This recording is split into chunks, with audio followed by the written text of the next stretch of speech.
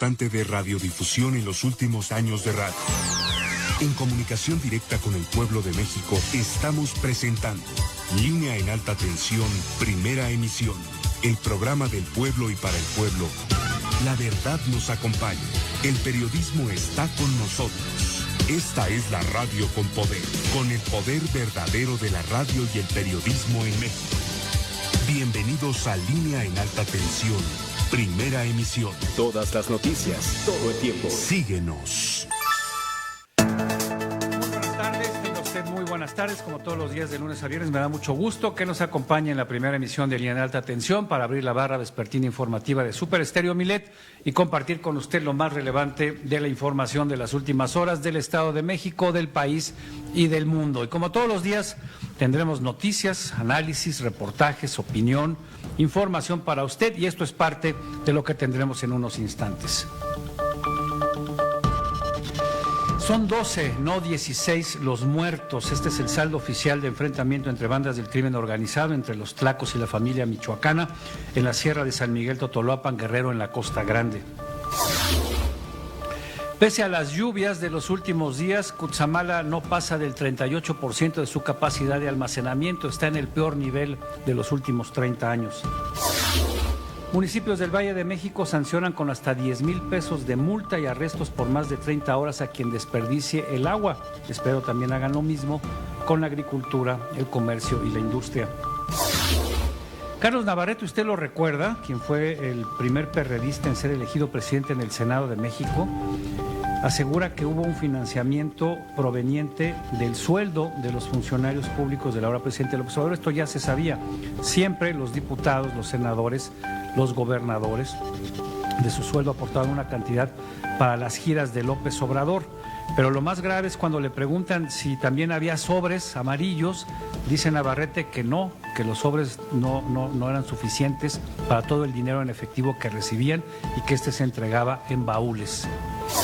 Después de que el exdirector de Petróleos Mexicanos, Emilio Lozoya, abandonó el reclusorio norte la tarde de anoche para llevar su proceso en libertad, el presidente López Obrador, pues obviamente no la dejó pasar y acusó al Poder Judicial de estar podrido, cuando en realidad la que no ha podido comprobar todos los dichos con el que lo trajeron de España para involucrar a Peña Nieto, Calderón, Mitt y otros personajes del sexenio pasado, pues simplemente no han podido comprobar su responsabilidad. Al menos 30 muertos y otras 100 personas resultaron sepultadas en un derrumbe en la mina de oro Bullaloca, que se ubica en el estado de Bolívar, en Venezuela. Y bueno, pues hoy 21 de febrero, se conmemora el Día Mundial de la Lengua Materna y en la Universidad Autónoma de Chapingo, en el Estado de México, realizan un evento muy interesante al respecto. Esto y más en unos instantes.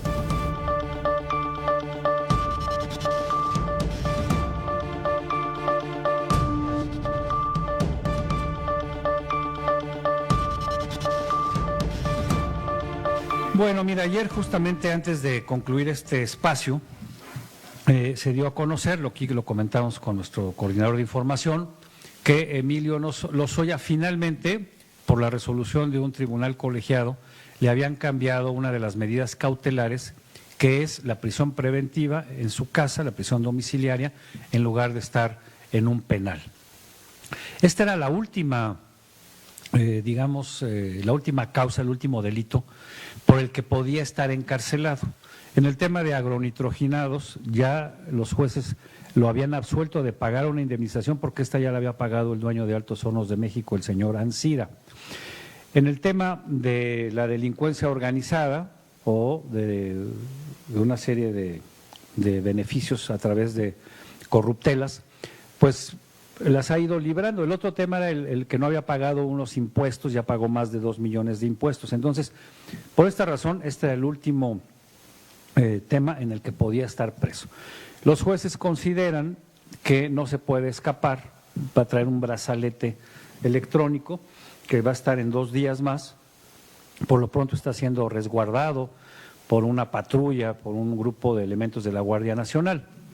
Pero por supuesto que esto cae muy mal para todos, para el gobierno federal, que no ha podido comprobar a través de la Fiscalía los dichos, por lo cual lo detuvieron en España, en Málaga, lo trajeron a México, recordará usted, con bombo y platillo, que porque iba a involucrar a Peña Nieto, a Calderón, a Ricardo Anaya, a un montón de personajes de la política, que supuestamente él había recibido dinero de esta empresa brasileña Odebrecht, 10 millones de dólares, para que ese dinero fuera a la campaña de Peña Nieto y que además ese dinero se utilizara para comprar las voluntades de los legisladores que iban a votar a favor de la reforma energética, lo cual pues se demostró en tiempo y forma que era falso, porque cuando se supone que esos recursos se distribuyeron entre algunos legisladores, varios de ellos, entre ellos Ricardo Anaya, ya había dejado de ser diputado y además la reforma ya se había aprobado antes y además, lo cual parece una incongruencia, el PAN había buscado esta reforma en tiempos de Calderón y el PRI no lo permitió. Entonces, cuando llega el PRI al poder, ellos la promueven y con los votos del PAN y con el proselitismo que hicieron con el PRD, lograron sacar esta reforma. Es decir, lo que le quiero decir es que todo esto que se orquestó, que se armó, que se inventó en buena medida, y no estoy defendiendo a Lozoya, yo creo que él debe pagar por lo que hizo, por las tranzas que hizo con Odebrecht y con otras empresas, pero en este caso no puede probar la Fiscalía, no lo ha podido probar. La prueba está que ni llamaron a Peña a comparecer, ni a Calderón, ni a Videgaray, ni a Mid, a Naya, aunque lo quisieron embarrar, no han podido en este caso.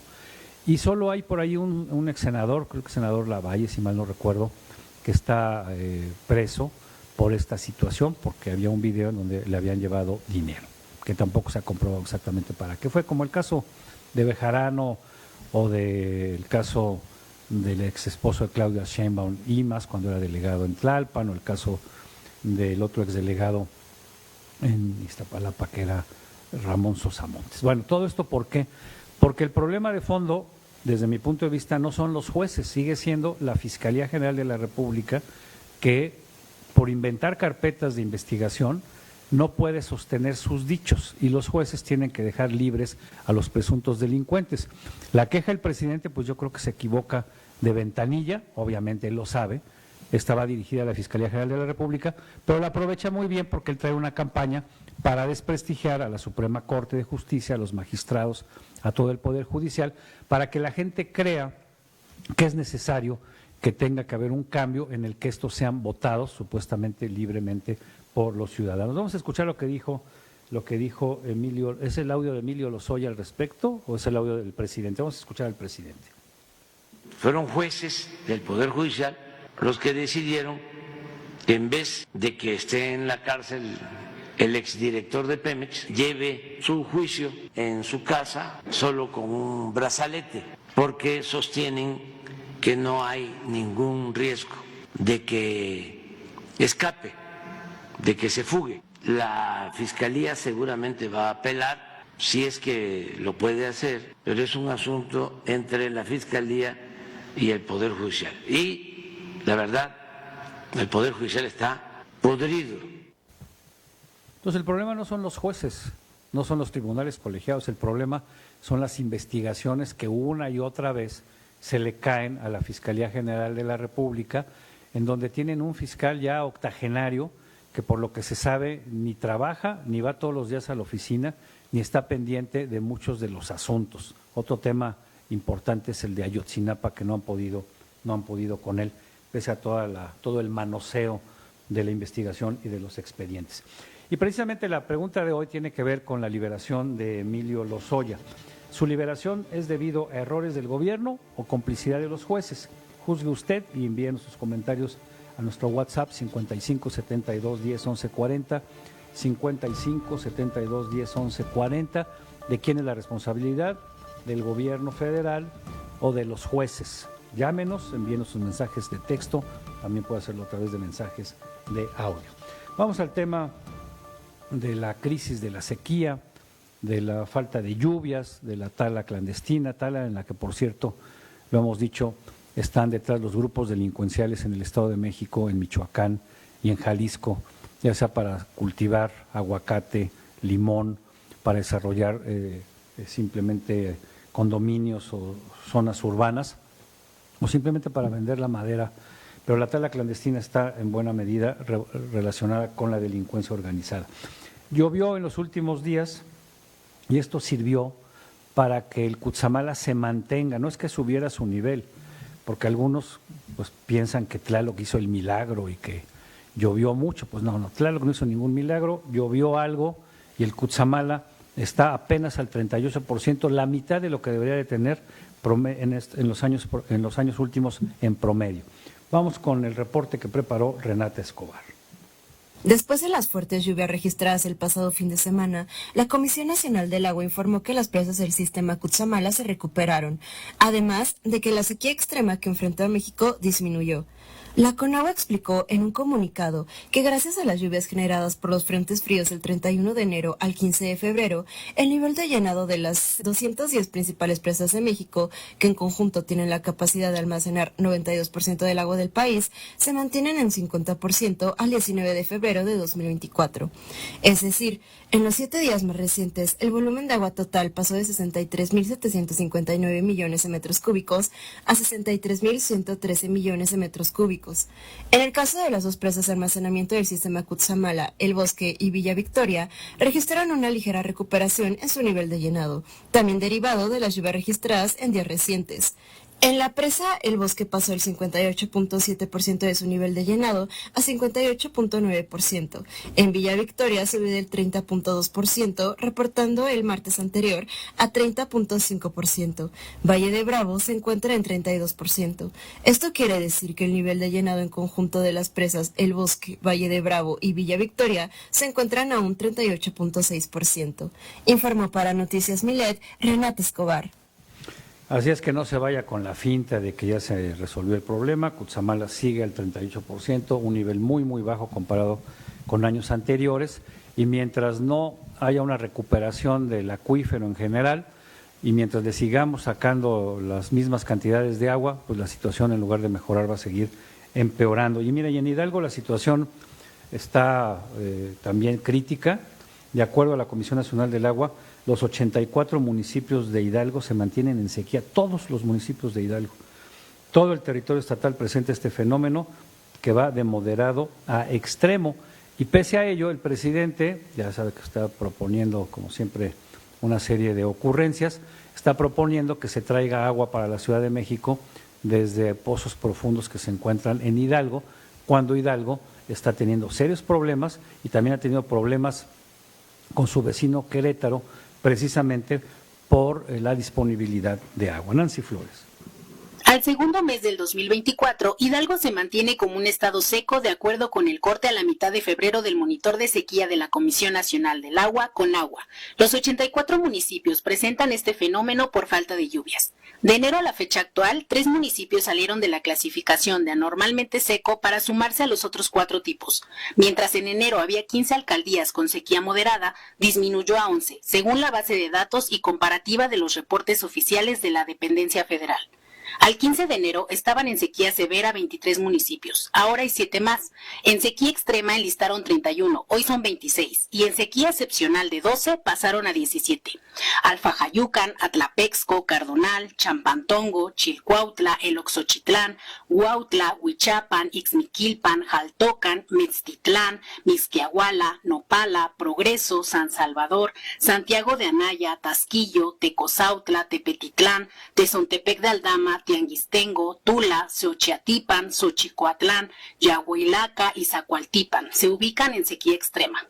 Con calificación de severa, Acatlán, Acasochitlán, Actopan, Agua Blanca, Ajacuba, El Arenal, Atitalaquia, Atotonilco el Grande, Atotonilco de Tula, Cuautepec, Epazauyucan, Francisco y Madero, Huasca, Metepec, San Agustín Mezquititlán, Mineral del Chico, Mineral del Monte, Omitlán, Pachuca, Mineral de la Reforma, San Agustín Tlaxiaca, Santiago Tulantepec, Sinhuilucan, Tepeji del Río de Ocampo, Tetepango, Tlahuelilpan, Tlaxcuapan, Tulancingo, Zapotlán y Zempoala.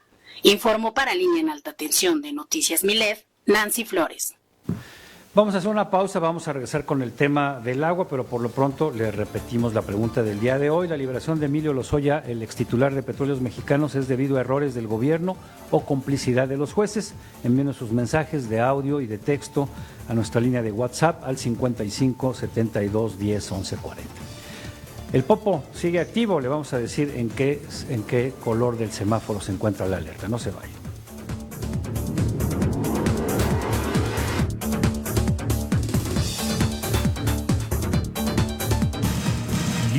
alta tensión continuará en un momento.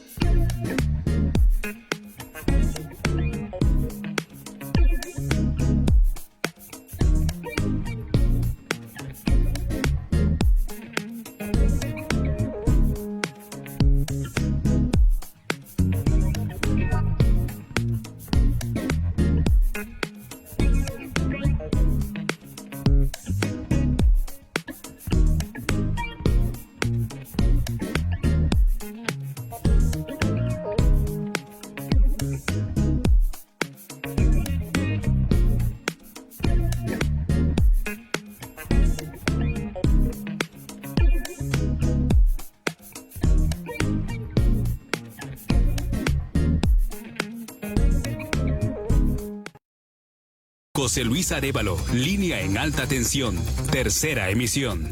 Todas las noticias, todo el tiempo. Super Estéreo Milet, la radio con poder. Está usted escuchando el único programa del pueblo y para el pueblo. Línea en alta tensión de Super Estéreo Milet.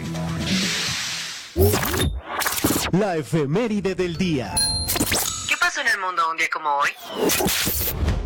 Un día como hoy, 21 de febrero, pero de 1858, en Grecia la ciudad de Corinto es destruida por un fuerte temblor. 1862, durante la Guerra Civil estadounidense, la batalla de Valverde se libra cerca de Fort Craig, en el territorio de Nuevo México. 1893, en Argentina se funda la Argentine Association Football League, la tercera liga de fútbol del mundo luego de la británica y la neerlandesa. 1901, en Suiza, Albert Einstein se convierte en ciudadano de Zurich. 1903, en Budapest se estrena la ópera Mojarosha de Jenna Hubei. 1907, en Berlín se estrena la ópera Un Romeo y Julieta de Aldea de Frederick Delius. Este fue ¿Qué pasó en el mundo un día como hoy? Reportó para Milet Noticias, Alin de la Luz. Bueno, pues ya estamos de regreso cuando son exactamente las 13 horas, 1 de la tarde con 21 minutos, tiempo del centro, mismo horario en Toluca, la capital del Estado de México, desde donde estamos transmitiendo como todos los días en el 98.9, en Valle de Bravo 93.5, Atlacomulco 104.7, todas ellas en frecuencia modulada. Nos puede escuchar en Querétaro, en su capital, en el 103.1, o en San Juan del Río, en el 93.1, también en Guadalajara, en el 1510 de la AM. Y en donde usted se encuentre, nos puede seguir en www.milet.com, en la aplicación gratuita de Radio Milet, en Facebook Live, y nos puede enviar sus mensajes y comentarios a nuestro teléfono de WhatsApp 55 72 10 11 40. La pregunta del día de hoy es: ¿la liberación de Emilio Lozoya es debido a errores del gobierno o complicidad de los jueces? Envíenos sus comentarios, aquí vamos a estar muy pendientes de ellos, y como siempre vamos a hacer un recorrido por los municipios mexiquenses. Hola, ¿qué tal? Muy buenas tardes. Le invito a hacer un breve recorrido por lo más importante en materia informativa en los municipios del Estado de México. Además de una disminución en el delito de extorsión, la Secretaría de Seguridad del Estado de México informó que los homicidios dolosos registraron una disminución del 11.57%. Los hechos cometidos con arma de fuego presentaron una baja del 8.97%, mientras que los actos cometidos sin arma de fuego se redujeron en un 18%. Toda la información correspondiente a datos proporcionados por el Secretariado Ejecutivo del Sistema Nacional de Seguridad Pública, tras una comparativa hecha entre los meses de enero de 2023 y 2024. Durante un operativo, el gobierno de Naucalpan clausuró un tiradero clandestino en la colonia Praderas de San Mateo, con la participación de personal del medio ambiente, apoyados por elementos de la Dirección General de Seguridad Ciudadana y Movilidad, quienes vigilaron que la diligencia se realizara sin incidentes. La titular de la Dirección General de Medio Ambiente, Amaya Bernardes de la Granja, informó que de manera constante se realizan operativos para detectar en el municipio tiraderos que no cuentan con la documentación correspondiente que avale su funcionamiento. Con el propósito de apoyar a los sectores más vulnerables del municipio, el gobierno de Huixquilucan inició con la entrega de 50,000 monederos electrónicos para jóvenes, madres solteras, mujeres y hombres jefes de familia, adultos mayores y personal con discapacidad, así como apoyos alimentarios para las familias con algún grado de marginación de las 49 comunidades que conforman esta localidad, con el propósito de contribuir con sus gastos diarios. Hasta aquí lo más importante en materia informativa y en los municipios del Estado de México. Se despide Fernando Rosell y le hago la invitación para que se mantenga aquí, en línea, en alta tensión, Noticias Milet. Bueno, mire, ha habido como siempre alerta cada vez que hay emanaciones del volcán Popocatépetl, de Don Goyo, pues la gente que vive en las inmediaciones de Puebla, el Estado de México, la Ciudad de México, Tlaxcala, sobre todo los que están alrededor, en Santiago Salicintra, en todos estos sitios. Pero bueno, de acuerdo al reporte, aunque sí, ya sabemos que está en actividad constante desde 1992, ya más de 30 años que el Popo está monitoreado constantemente. Bueno, de acuerdo a las autoridades, pese a estas misiones, el semáforo de alerta volcánica se mantiene en amarillo fase 2. Hoy alrededor de las 11:13 horas, el Popo registró una exhalación de aproximadamente 2 kilómetros de altura, imagínense 2,000 metros de altura, por lo que dado las condiciones climáticas se espera la caída de ceniza en distintos puntos de la Ciudad de México, así como en los estados de Morelos y el Estado de México.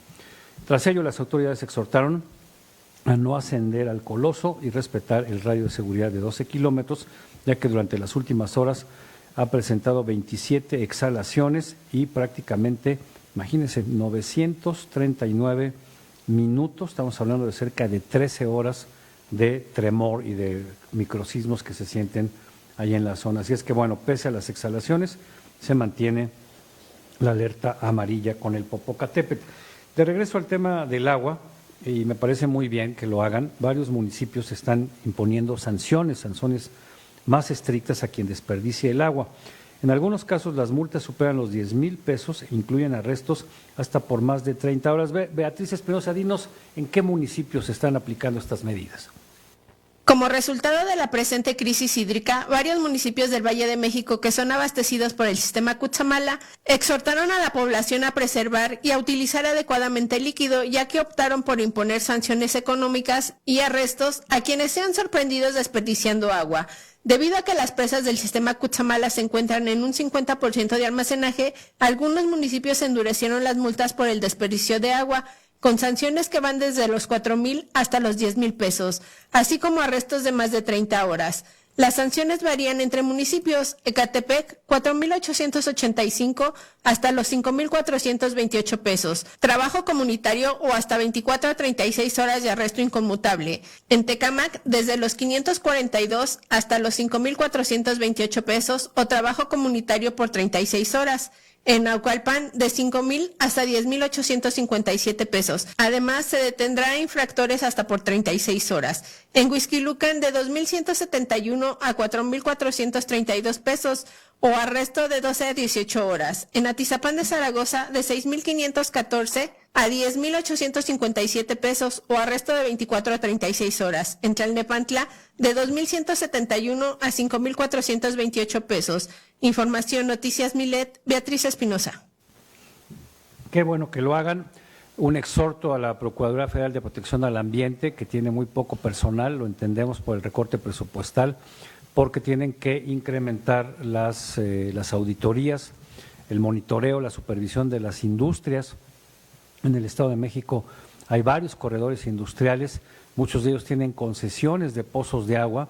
En teoría deberían de reutilizar esa agua una vez que la reciclen ellos mismos, pero en muchos casos no lo hacen y la Profepa, pues por falta de personal tampoco está supervisando, y ahí es donde también se utiliza en demasía el agua. Al respecto, en una declaración a medios, el presidente de la Junta de Coordinación Política del Congreso del Estado de México, Elías Rescala, quien por cierto fue al principio de la administración pasada subsecretario de Gobierno, hizo un llamado a reconsiderar el convenio de distribución del agua del sistema Cutzamala entre la entidad mexiquense y la Ciudad de México. Pues es que no es un convenio interestatal, simplemente es una decisión de las autoridades federales, en este caso de la Conagua. Renata Escobar, te escuchamos nuevamente. Ante la escasez de agua en el Valle de México, Elías Rescala Jiménez, presidente de la Junta de Coordinación Política del Congreso del Estado de México, se pronunció para reconsiderar el convenio de distribución de agua del sistema Cutzamala entre la entidad mexiquense y la Ciudad de México.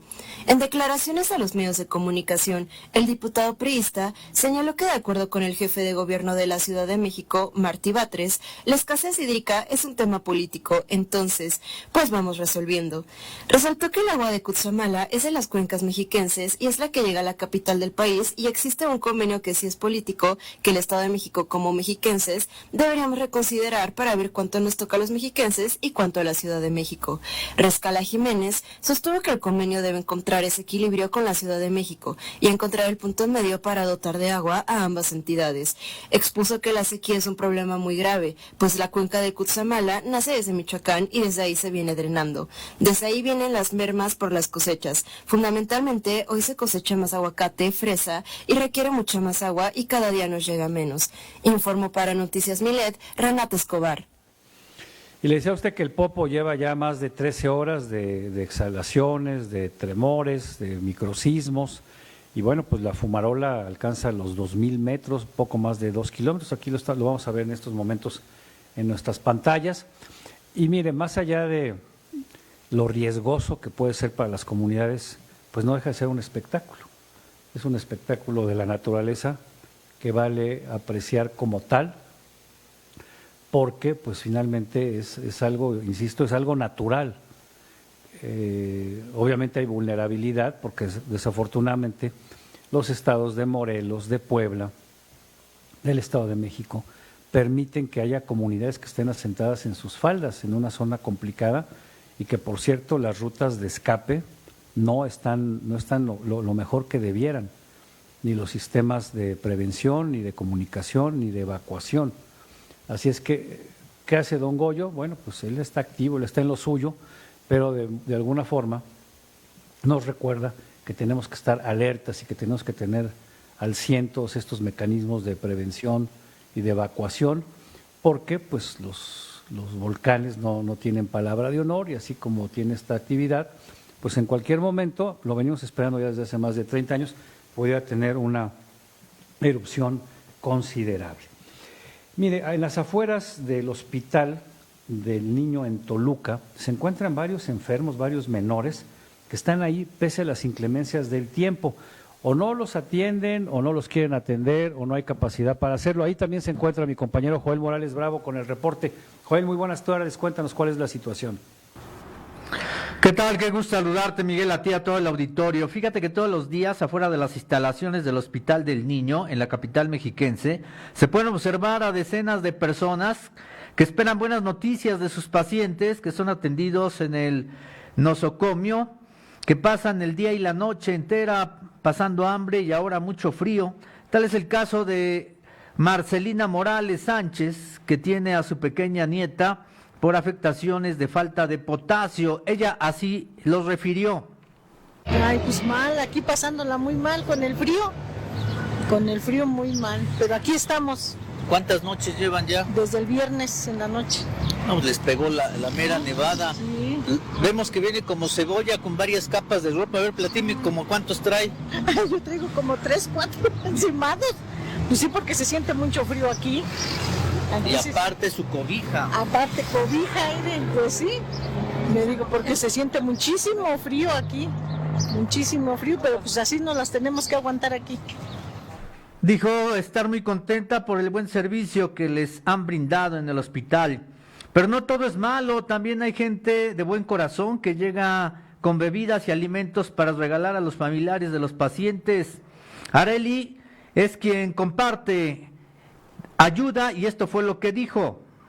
Y pues mis papás, ellos constantemente llegan a traer este pequeño apoyo, pero pues ahora sí que de todo corazón. ¿De lo personal qué te ha dejado hacer esto? Pues simplemente el poder ayudar, eso reconforta mucho. Y pues es más que nada dar de lo mucho que te da el Señor, que tú también lo puedas compartir con los demás. Oye, con este frío un atolito les cae re bien, ¿no? Sí, súper bien. En otras ocasiones mis papás han traído caldito de camarón o así, pero pues ahora un atolito y una torta, con mucho gusto. ¿Y lo hace seguido? Mis papás, regularmente ellos sí. Nosotros casi una vez al año llegamos a realizar esta actividad, pero mis papás sí lo hacen más seguido. Ella lo empezó a hacer porque en algún momento pues tuvo también un familiar enfermo y bueno, pues alguien les llegó a dar alguna comida. La gente que los recibe dice estar agradecida porque son demasiados los gastos y a veces lo único que llegan a comer es lo que la gente les regala. Y ahora un atolito o un café para el intenso frío, bueno, pues les cae muy bien, Miguel. Así es, pues qué bueno que siempre haya gente bondadosa, siempre la solidaridad, pero bueno, pues lo grave es la falta de atención adentro del hospital, ¿no? Me imagino que están saturados o tienen muchos problemas. Pues sí, aunque nos decían que estaban muy contentos con la atención que había recibido la pequeña y más o menos fue la generalidad de la gente con la que sondeamos durante la realización de este reportaje. Así que quedamos pendientes. Muy bien, muchísimas gracias. Es Joel Morales Bravo. Vamos a una pausa. Antes la pregunta nuevamente del día de hoy. La liberación de Emilio Lozoya es debido a errores del gobierno o complicidad de los jueces. Envíanos mensajes de audio y de texto a nuestro número de WhatsApp 55 72 10 11 40. 55 72 10 11 40. Regresamos.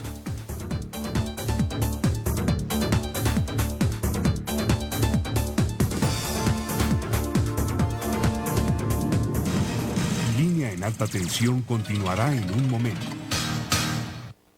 Las noches madrugadas de tu radio ahora son diferentes. Disfruta.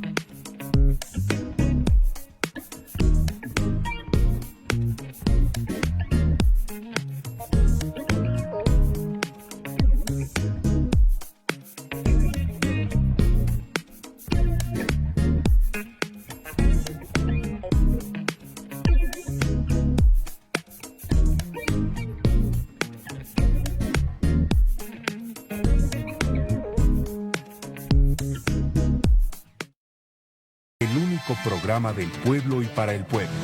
Línea en alta tensión de Super Estéreo Milenio.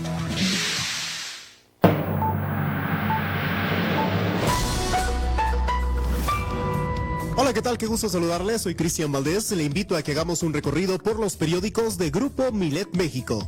Comenzamos con Periódico Milet para este miércoles 21 de febrero del 2024. Xóchitl Gálvez se registra como candidata presidencial. La ex senadora se registró la mañana de este martes ante el INE como candidata a la presidencia de la República por la coalición Fuerza y Corazón por México. En más información, Emilio Lozoya sale de prisión, seguirá su juicio desde su casa. El exdirector de Pemex saldrá de la cárcel y portará un brazalete electrónico desde su casa, luego de que ganó un amparo. Vamos ahora a periódico ABC, Pensamiento y Acción de México.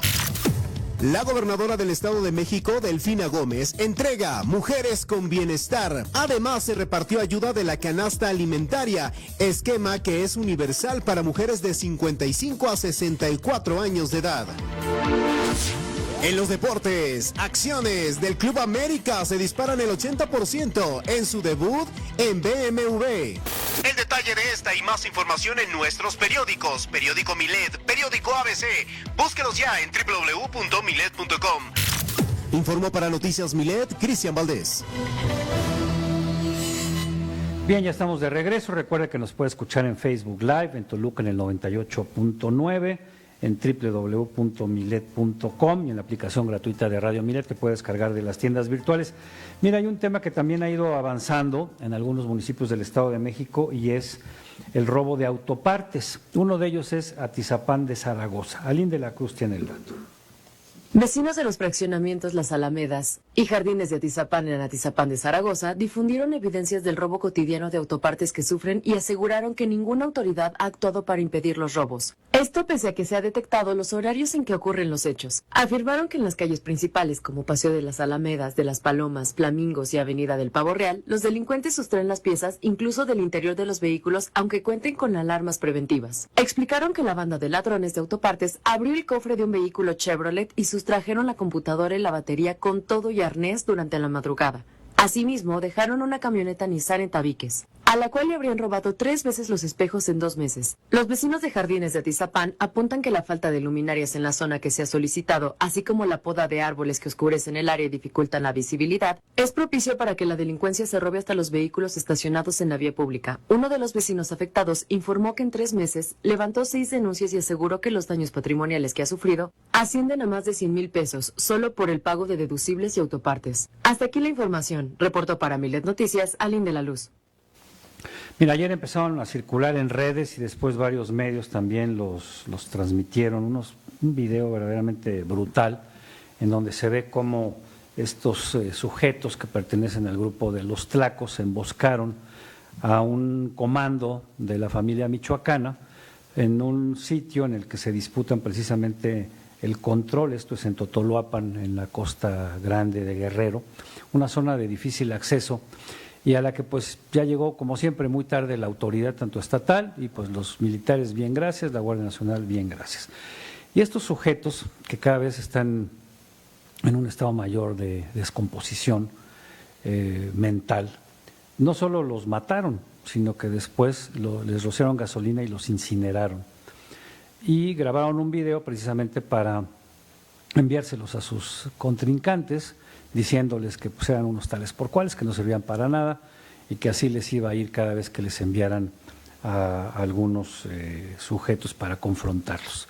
Se hablaba de 16 muertos, hoy el saldo oficial es de 12 muertos entre los miembros de la familia michoacana, al parecer eran 11 de ellos, más uno de los Tlacos, en esta sierra de San Miguel, Totoloapan.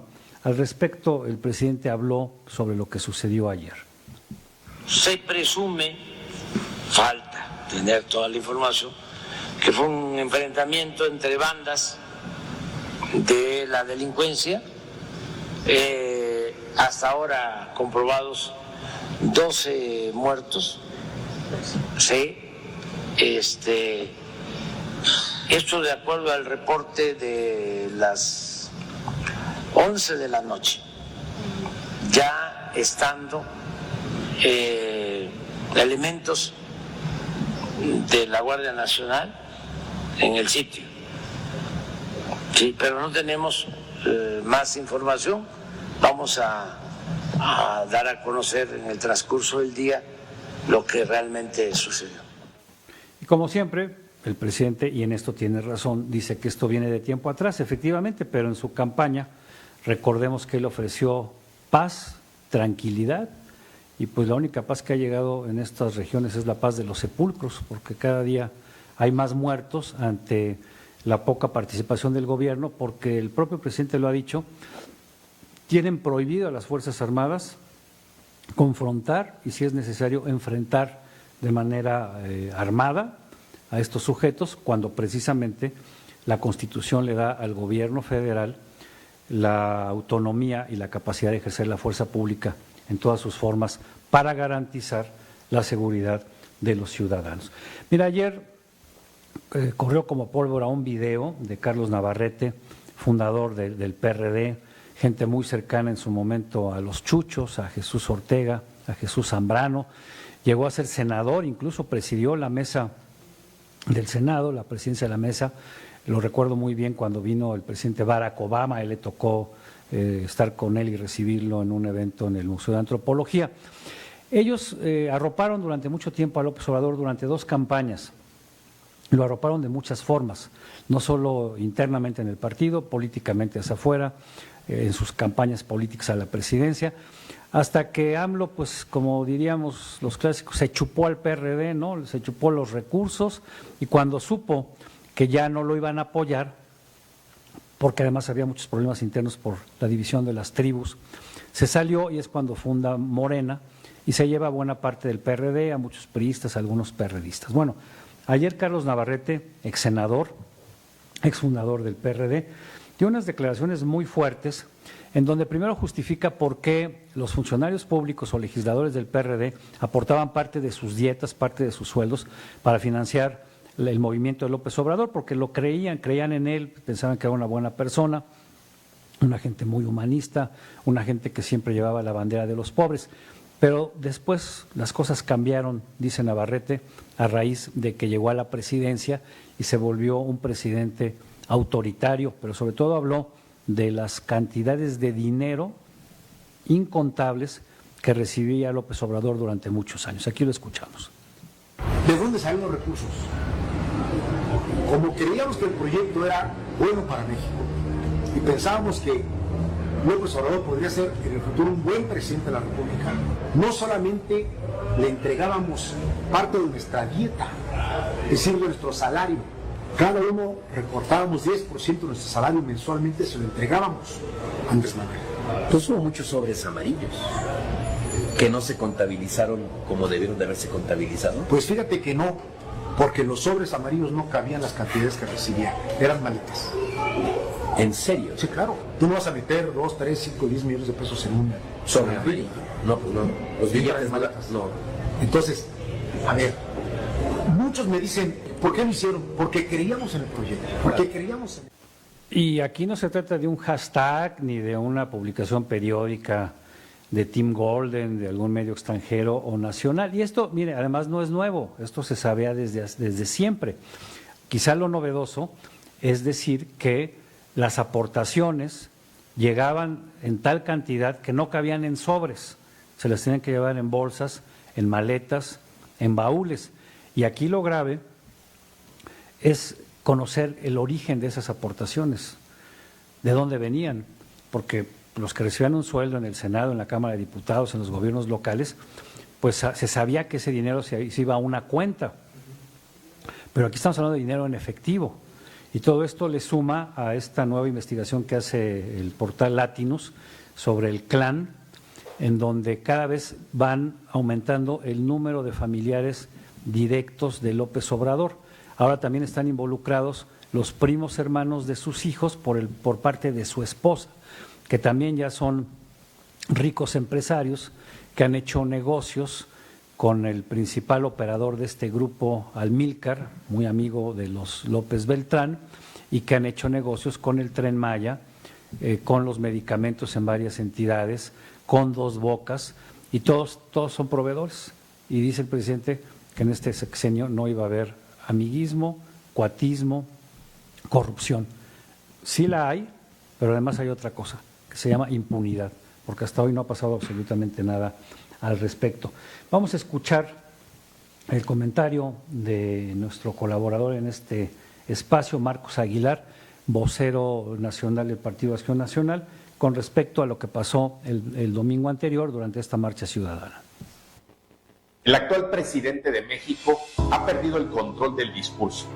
de la agenda política tanto en los medios nacionales, en las redes sociales, como de la plática cotidiana entre mexicanos. Ahora el tema de conversación en casi todo México es que tenemos un narcopresidente. No hay otro referente hacia él.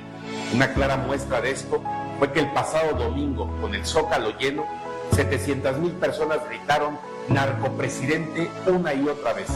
Ante esto, desde Acción Nacional exigimos a López Obrador que dé la cara, que no se esconda en la continua descalificación a la marcha, ni al trabajo de periodistas de renombre. Ahora el presidente debe combatir de manera frontal a la delincuencia, que los deje de abrazar, y si no lo hace, si no usa las herramientas legales que tiene para combatir al crimen organizado, los miles de mexicanos que piensan que López Obrador es un narcopresidente tendrán la razón.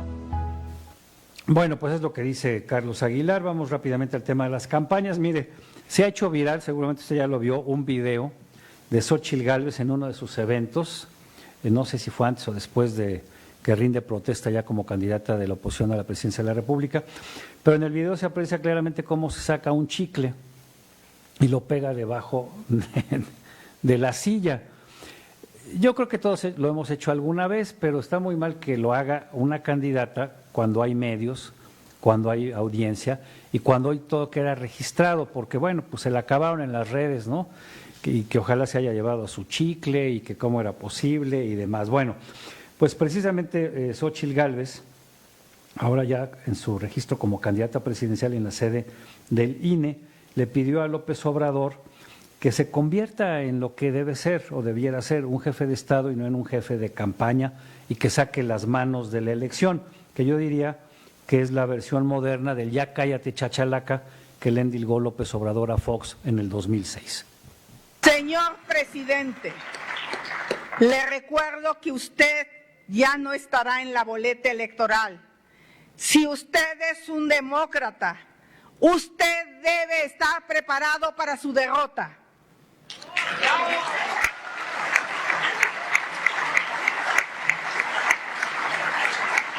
Por respeto a su candidata, por respeto a la democracia, por respeto al pueblo, saque ya las manos de esta elección. Bueno, pues eso dice Xóchitl Gálvez. Por su parte, la doctora Sheinbaum lo dijo ayer en conferencia de prensa, anunció que su partido está realizando una investigación sobre el origen de los hashtags y que, por cierto, ayer también se supo quien lo está haciendo es un español de izquierda extrema que en alguna ocasión quiso llegar a ser, creo que, diputado, y que pues está muy cuestionado porque es un personaje que también ha estado trabajando para limpiarle la cara a los gobiernos de Venezuela y Cuba después de todas las atrocidades que hacen con el tema de los derechos humanos. Eso también se ventiló ayer en las redes. Bueno, dice Claudia que se va a presentar una denuncia ante el INE. ¿Qué tipo de denuncia? ¿Contra quién? Hay millones de personas, bots o no, que pues le han dado vuelo al hashtag narcopresidente. Entonces vamos a ver si esto no queda únicamente en una denuncia mediática. Aquí la escuchamos. Estas tendencias que están ahora en Twitter o en X, como se llama ahora esta red social, están levantando un hashtag que tiene que ver fundamentalmente con, y ayer se demuestra a partir de este hilo y de entrevistas que ha dado la persona que hace esta investigación, a partir de bots, de cuentas diversas, en donde inclusive demuestra cómo errores que se cometen se siguen manifestando por 500,000 cuentas, etcétera. Es decir, demuestra que más que algo orgánico es algo que está pagado. Entonces nosotros estamos haciendo una investigación para presentar una denuncia formal ante el Instituto Nacional Electoral. Y bueno, pues ya está aquí nuestro coordinador de información, José Luis Gutiérrez, con la información de las listas de las pluris. ¿Quiénes están por ahí? ¿Hay sorpresas? Fíjate, mi estimado Miguel, gracias por recibirme, que estabas hablando de los sobres amarillos. Me recordó al señor René Bejarano, quien por cierto aparece en la lista de los plurinominales. No me digas. Que este miércoles va a sacar la tómbola morena. Bejarano, el que era particular de López Obrador, cuando era jefe de gobierno, y lo agarraron recibiendo el dinero, por eso le llamaron el señor de las ligas, el mismito. Que le entregaba a Carlos Ahumada el empresario que después se supo que estaba ligado sentimentalmente a Rosario Robles. Pues bueno, el mismito podría regresar como diputado plurinominal acompañado de su mujer. Se ligó a Rosario Robles y luego con las ligas se las mandó a Bejarano. Y acuérdate de Imas también, a él también lo salpicó. El esposo de Claudia Sheinbaum. Bueno, él está entre los pluris y también va a ser en la tómbola, porque la vida es una tómbola al final, hoy se la van a jugar, y también están los pluris, pero del Senado. En el Senado vas a encontrar nombres como el de Pigmenio Ibarra, el de... ¿En serio? Ese va a ser el senador. Aparte que le prestan dinero casi a fondo perdido, le condonan impuestos y además cobra como propagandista el régimen, entonces ahora va a ser premiado. Podría ser senador, al igual que Paco Ignacio Taibo II. José Ramiro Pepín López Obrador podría ser senador. También Adán Augusto López, el vocero presidencial. Bueno, Adán Augusto sí, de hecho creo que él iría en las primeras. La primera. El vocero presidencial, Elena Poniatowska y varios otros personajes que algunos llaman los innombrables. Si me dieras pero escoger, bueno, me quedaría con Elenita Poniatowska, ¿no? Y los demás, pues bueno, lo comentamos mañana. Vale. Pues ya nos vamos, por su atención, muchísimas gracias. A nombre de todo el equipo, soy Miguel Bárcena, pásela muy bien. Lo dejo en la grata compañía de Enrique Lascano y este equipo de trabajo estará con usted mañana en punto de las 13 horas. Por lo pronto, buena tarde, buen provecho y hasta entonces.